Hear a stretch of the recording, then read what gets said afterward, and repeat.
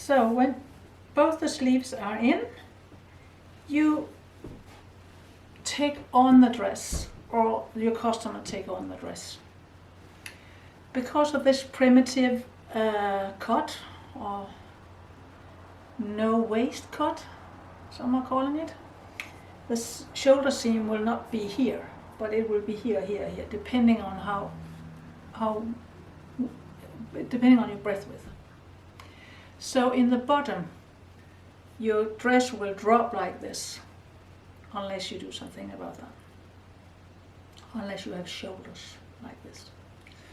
So now it's time to put on the dress for the one who shall have it, or yourself, and make someone pin it, mark it, where it hits the floor, all the way around. I used to cut exactly there, and then I fold it twice, 1 centimeter, 1 centimeter, and make overcast, like I've done here. If it's for yourself, it's hard to mark if you're alone. So if you have another dress that has this perfect line in the bottom, you simply place that dress on top of this and mark it in that way. So, last thing to do is now to make the neckline.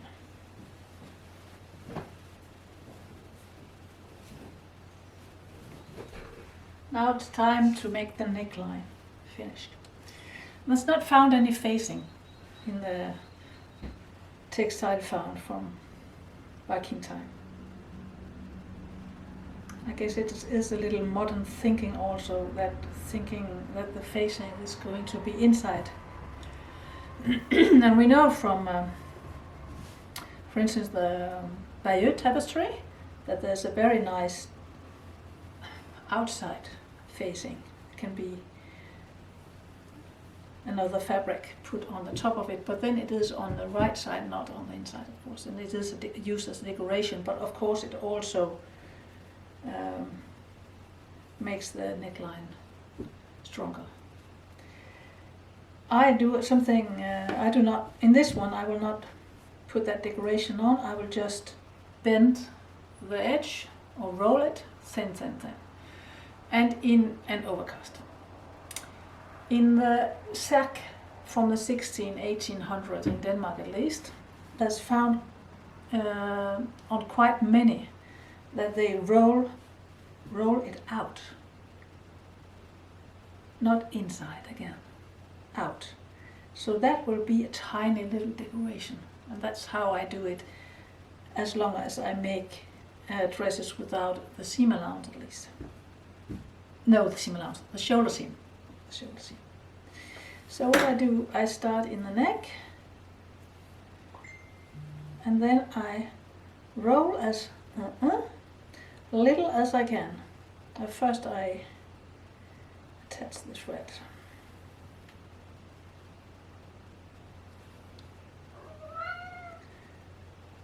Take it. You don't use more than a half centimeter, 6 millimeter or something. This. Ja, du er enig?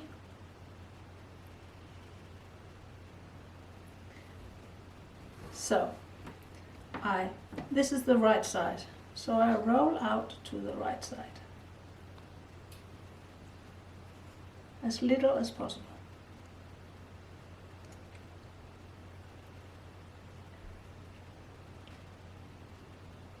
See, like this. Oh, of course, that happened. Like that. And then I sew really 1.5, 2 millimeter overcast stitch and pull them.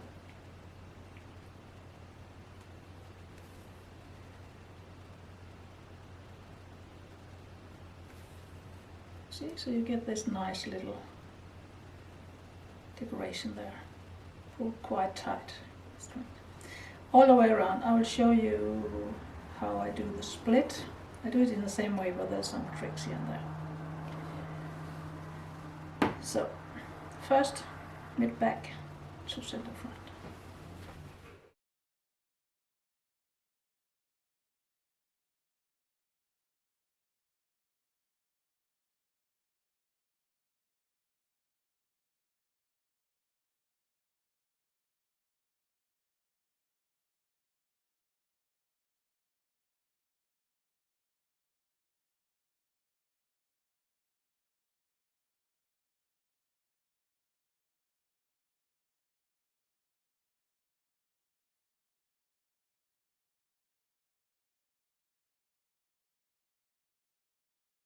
So now I am almost on the front.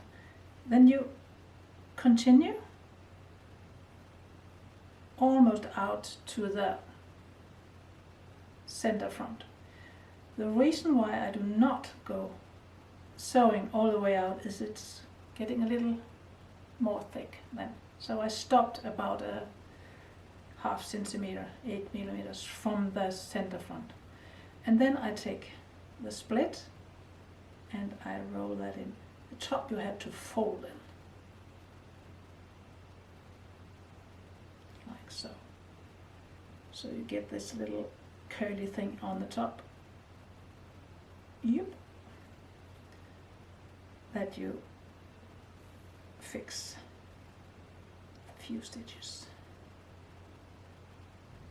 And then you continue down to the bottom of the split.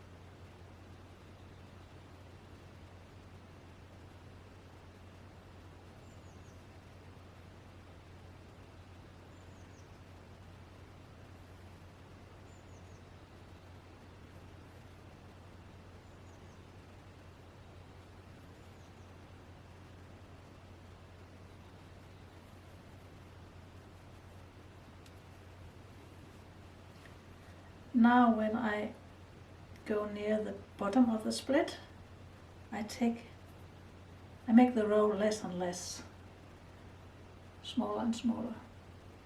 So I end in a point almost. So to make sure that will not ravel, or what's it called, be broken, then I make the stitch here deeper and deeper into the roll. You see, now I am all the way through, so I secure in a way the roll and get closer and closer to the center. You see, up here I used 8 millimeters, down here I used 3 here and 0 there. So when I'm so half centimeter from the bottom, I make keyholes stitch, it's called keyhole, yeah, around the bottom without rolling.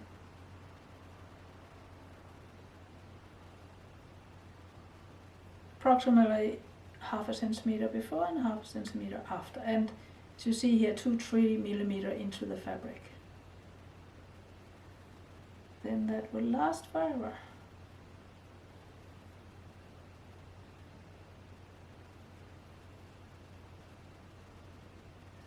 And when I has turned the corner, I start rolling again. the other side. Sometimes it's easier to do it this way. And then I keep doing this keyhole stitch. Come on. What is this?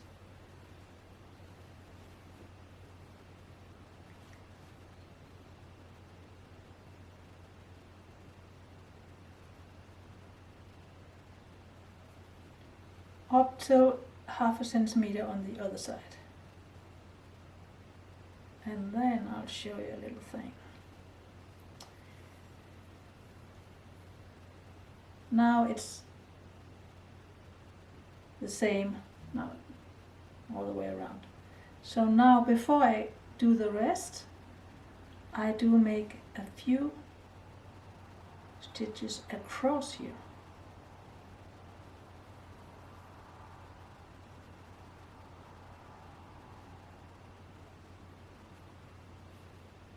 See, in the same holes, in the same place. And then I make keyed holes on only that little thing on cross there.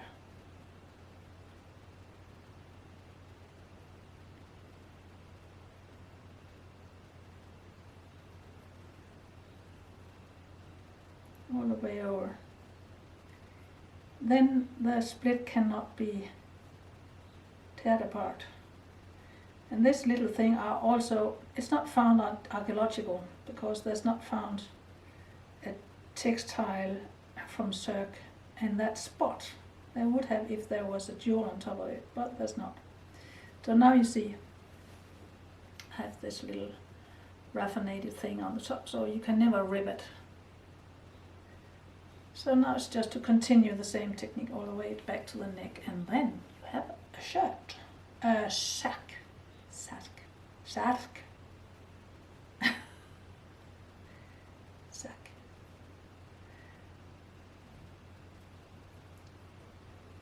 Yeah?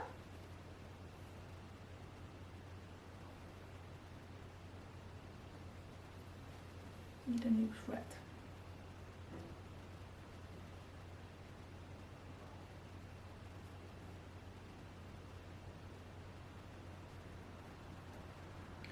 I do the same technique on men's shirt. I think it's decorative and functional. And not machine thinking. Do you agree? Yeah. Yeah.